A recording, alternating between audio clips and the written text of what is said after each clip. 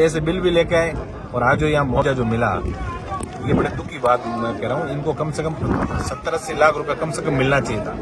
और यदि सब लोग चाहते और सिर्फ परिवार वाले चाहते तो सारे जनप्रतिनिधि लोग तो इनके साथ ही थे, लेकिन परिवार वालों के क्या कारण रहे होंगे वो उस पर मैं जाना नहीं चाहता। ये जो रामनगर चेरई की जो घटना है, ये राजस्थान के अंदर जो दुर्लभतम, यदि इसको दुर्लभतम हत्याकांड कहें तो कोई अतिशयोक्ति नहीं होगी। 4 लोगों का एक साथ वध करना, ये कहीं ना कहीं सारी एक ही हत्या नहीं होकर पूरी मानव जाति की हत्या है।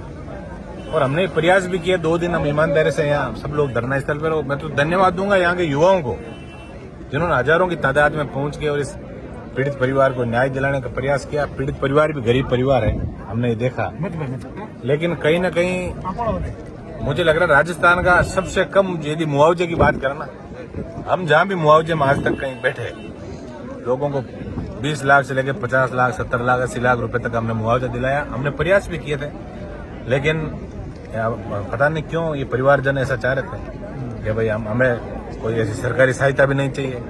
अब इनको किन लोगों ने गाइड किया, मैं आपके माध्यम से भी कहूँ तो मेरे मुंह से शोभा नहीं देता, लेकिन ये सही है। आज जिन लोगों ने भी न्याय किया, इस परिवार के साथ न्याय नहीं हुआ, अन्याय हुआ इस परिवार। लेकिन जिस हिसाब से परिवार के सदस्य जो हैं उनके साथ सेपरेट ले जाकर वार्ता करना, और कल भी हमने आपसे क्वेश्चन किया था कि यहाँ के जो विधायक हैं वो आपको इस वार्ता के अंदर सपोर्ट कर रहे हैं नहीं कर रहे हैं, कहीं ना कहीं कुछ ऐसा बड़ा कारण ये तो 2023 में जनता अपने आप बता देगी। मैं अपने मुंह से तो अच्छा नहीं लगा, लेकिन भगवान के अगर देर अंधेर नहीं है, इस परिवार के साथ यदि किसी ने अन्याय किया है उसको इसकी सजा भुगतनी ही पड़ेगी। तो आर्थिक सहयोग नहीं मिला तो फिर ये 60 घंटे सो रखने का क्या कारण है? 2 दिन आर्थिक सहायता मिलने, देखिए आर्थिक सहायता किसको मिले आप समझ रहे हो। एक ही बच्चा है हरीश, उसकी मानसिक स्थिति ऐसी नहीं थी, उसको उसके अंदर भाई हम वार्ता में ले जाए, और जो गरीब परिवार रिश्तेदार को लोग थे, अब उनकी सोच को मैं तो क्या बता सकता हूँ,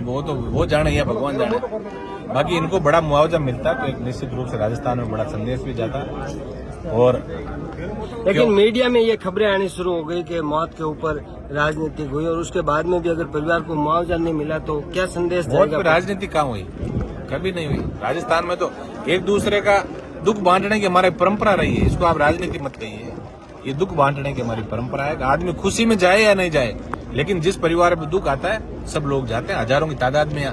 युवा साथियों को धन्यवाद दूंगा, 2 दिन से दिन और रात इन्होंने मेहनत करके और जिस हिसाब से परिवार को इन्होंने संबल देने का प्रयास किया, निश्चित रूप से ये लोग। नारायण जी, सरकार आज एक बिल भी लाई है इस प्रकार का कि कभी भी इस प्रकार की हत्या हो जाती है तो उसके ऊपर डेड बॉडी को रख के कोई भी धरना प्रदर्शन नहीं हो। सरकार का दोगलापन है कि यही तो सरकार का दोगलापन, लोकतंत्र को धीरे धीरे खत्म कर रहे हो ना आप। ये लोकतंत्र को ये खत्म होने की कगार की तरफ ले जा रहे हैं। ये जो लोग हैं, जो सत्ता में बैठे लोग हैं, इनको ये खुद तो ऐसे में रहना चाहते हैं, ये नहीं चाहते सड़क पे भी कोई संघर्ष करे।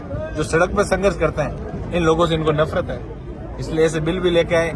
और आज जो यहाँ मुआवजा जो मिला, ये बड़े दुख की बात मैं कह रहा हूँ। इनको कम से कम 70-80 लाख रुपए कम से कम मिलना चाहिए था। और यदि सब लोग चाहते और सिर्फ परिवार वाले चाहते तो सारे जनप्रतिनिधि लोग तो इनके साथ ही थे, लेकिन परिवार वालों के क्या कारण रहे होंगे वो उस पर मैं जाना नहीं चाहता।